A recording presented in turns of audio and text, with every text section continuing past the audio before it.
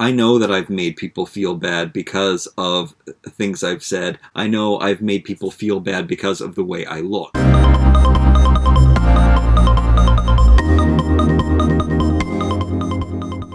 I've been accused many times of fat shaming.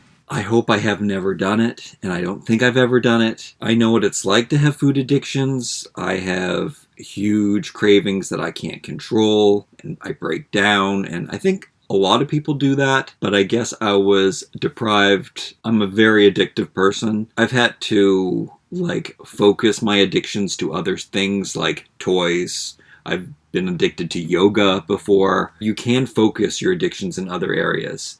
I don't believe in shaming anyone. Shaming someone, that is bullying. But if a child was abused, when that child grows up, it might abuse their children. Hopefully it learns. I know that all of the wrongs that were done to me as a child, I try to go in the opposite direction. Sometimes that can be repeating the pattern in itself. When you go too far in the wrong direction, that can cause other problems, like eating disorders, for example. It's really a touchy subject. My agency, I'm a model, and I have a modeling agency, and they're actually very inclusive, and they have a huge roster of curvy ladies. And I always feel uncomfortable about that, because as much as it's important to feel good about being inside your own body and be comfortable with it, I don't think it should be glamorized. I'm not okay with what happens on Instagram nowadays. It's super refreshing for me to see someone in social media show their worst self, show their breakdowns, show their problems. That's what I try to do on social media. I don't want to show my best self. Now, I do have an Instagram profile for modeling where it is my best self, because now it's used as a portfolio. If I had more time, I would devote it to more health-conscious posts and stuff like that, but that is not my plight in life. The message that I think I've been put here on Earth to spread is to be yourself, and to not compromise who you are, and to live life to its fullest each day, fill it with all of the joy you possibly can. That is the message that it's important to me. I also do set an example of good health, and I try to. I mostly show my food breakdowns on social media, which probably I shouldn't, but that's me being totally transparent. Barbie did release curvier dolls, and I never really supported them, and I actually never really supported regular Barbie either because of her unusual proportions. Now, I don't really think that Barbie is intentionally, or never was intentionally, trying to make women become a certain thing or set this unrealistic standard for women. Basically, they were toys, and they needed the clothes to look realistic when you put them on this body, and material is thicker in real life on this doll, so you have to make the doll smaller to make the clothes look realistic when they're on the toy. That is what happened. It was not like we have to make women look like this. In fact, this is why I change all of my dolls' bodies to this body, because it's healthy and it's realistic and it's something that children should strive for. That is what should be in the magazines. And more it is. I'd say these past couple of years we've had some really awesome role models for women and body image, counteracting what we see on Instagram for men and women, like the standards. I am a professional fit model. I go to companies that make clothing. I try on the clothes for them. I'm unsatisfied with my body. When my body is being used to measure the standard of clothing, still, I don't like how I look. I'm unsatisfied. I get it. I understand what's going on. I know when I feel sad, I just want to eat 6 pies. Sometimes I do.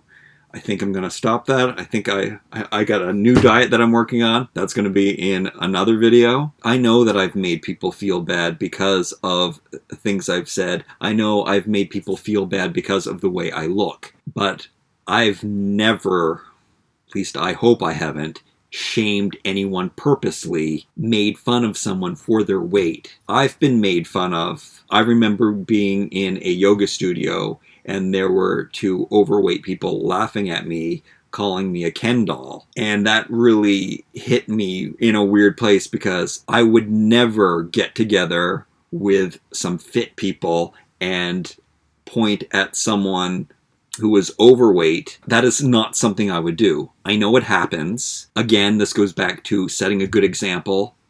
That would be the example that I would set. I would never do that. So I would expect no one I respect to do something like that. So no one's going to see me do something like that. So hopefully you will never do something like that. I'm really addicted to my value system. I really respect my values. I've cultivated them over many, many years. I like who I am. I like my beliefs. All of this talk that's going on right now about fat shaming, you shouldn't be fat shaming anyone. But there is an epidemic of obesity and just general lack of exercise, poor nutrition. It's not up to the stores to change. It's not up to society to change. It really is up to you. Everything is an excuse, and it's so much easier just to be in our comfort zone and live the only way we've known. The cliches, step out of your comfort zone. You've got to do what scares you. We all know it makes you a better person.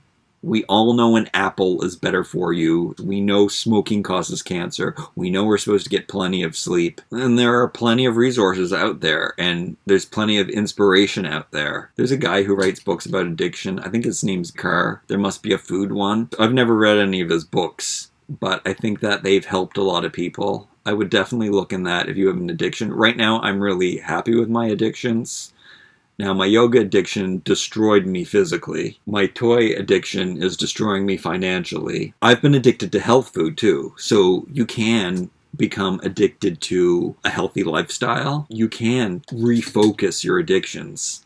And I think that's what I've done my whole entire life. I don't want to be an alcoholic. I don't do drugs. Soft drinks and potato chips, I think probably might be the biggest problems. And those are two things that I've never done. I've just always avoided. I mean, potato chips would be easier for me to grab one, and I have eaten chips before. Soda pop would be very, very rare. Ice cream floats. You might have seen me have an ice cream float. That's really the only way I can handle a carbonated beverage. But let's not glamorize that. Let's not glamorize super skinny. Let's not glamorize obesity. Let's glamorize healthy, fit. We're seeing that more and more in celebrities. We're seeing that more and more in magazines. So that is good. There's lots of strong female role models that we can all look up to. We don't want to go too far though. We don't want to go, but let's worry about that when that happens, when you're too addicted to exercise. We'll come back to that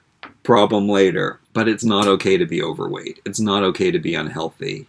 You're not only hurting yourself, you are hurting people who love you. You want to set an example. If you have children, you do not want to be overweight. I know a lot of overweight people who use their children as an excuse. They go to the grocery store, they buy these things. Oh, but they're for the kids. That is where you should be starting. Listen, if that kid's not eating its broccoli, there's just no other food in the house. The kid's going to have to eat the broccoli. Will the kid eventually eat? Or will it die of malnutrition? That's not a very kid-friendly topic. That means this video can be monetized. That is in reference to, if you did not know, YouTube is on the verge of starting to demonetize all children's content on YouTube. Okay, I love you, and I want you to be the best person you can be. A lot of people use the excuse, you only have one life, and that is their excuse to eat poorly. That is my excuse to not eat poorly. You want this life that you're living to be the best possible life it can be. We all know we feel fantastic when we're eating healthy foods. You have a bad meal, you do not feel good after that. Instant regret usually. So I'm going to do better, and I'm going to probably not do bad mukbangs anymore. If I do, you better call me out on it, because it's wrong. Tim Ferriss does have a 1 day a week cheat day. I don't know if I really support that. I'm going to talk about that on my next video, where I think I'm going keto. Anyway, I love you so much. Be the best person you can be. Do the best you can do. Like, comment, share, and subscribe. Love you. How many times can I say I love you?